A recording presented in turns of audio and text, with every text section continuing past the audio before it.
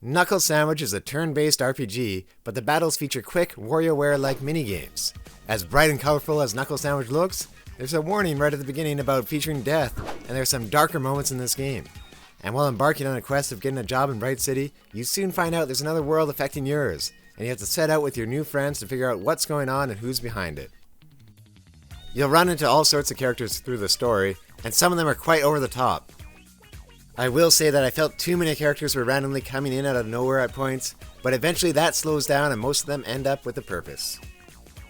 In battle, enemies will attack either through a standard attack you can dodge, or with a minigame that pops up.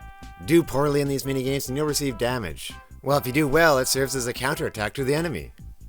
At first there was a lot of putting and nose shooting, but as the game went on the variety grew and constantly threw in new hurdles. And the way the window would move around at times to expand or hide the play area was well thought out. Some of the enemy designs were hilarious, with Hunky Dory being my favorite, and even the simple rat had a twist to it. Or the way some of them bounce around like the bat has tons of energy.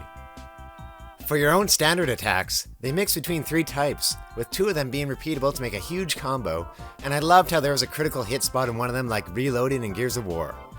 And when you're shocked or dizzy, these bars behave differently to become tricky, but doable. With timing that would vary as enemies mixed things up, I found myself being more actively engaged in battles to go through the loop of attacking and then trying to do well in a minigame. Choosing my own attacks served as a breather and to strategize if needed.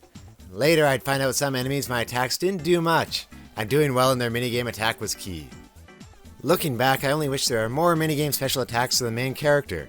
For most of the game I had a flurry of punches with button mashing, and one that moved a punch through a maze. Some moves can be added to your character or partner, but not that many. I'm left wondering if changing from being automatic to minigames on moves like defending or regaining health would have been too much. While all the areas in the game required going back to a world map to travel to them instead of being directly connected on foot, it helped guide me to the right area to move the story forward, and I was never left lost wondering what I had to do. The downside is that I was enthralled in seeing what's next, and perhaps didn't do enough exploration and leveling up before hitting a wall in Chapter 5. I was having a fantastic experience up until Chapter 5, where the game became a grind for me, and not a grind for experience. It takes place on a cruise ship that you can't leave. Once I realized I should have dumped some of my random items to buy more useful ones at the store just before the ship, I realized I had missed the boat, despite being on one. I had Duelist as my partner that chapter, with a strong attack and very weak defense. But 3 boss-like battles in a row without finding items or having regular enemies around to level up, I felt at times that I needed to be perfect in my attacks and the minigames to get through, or that I was missing something, or I was going to have to go back to square one and start the game with a new save.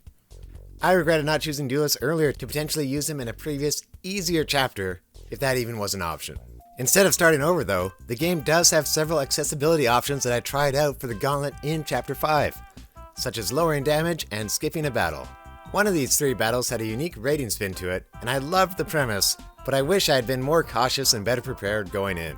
Even with better items, there aren't that many item slots, plus weapons and additional attacks also compete for space. But beyond Chapter 5 and the final 3 chapters of the game, I was able to go back to regular settings and it was smooth sailing, where even if I didn't win a battle, I still felt I had a chance on a redo. Although at that point I did my best to dive into as many battles as possible to improve my stats.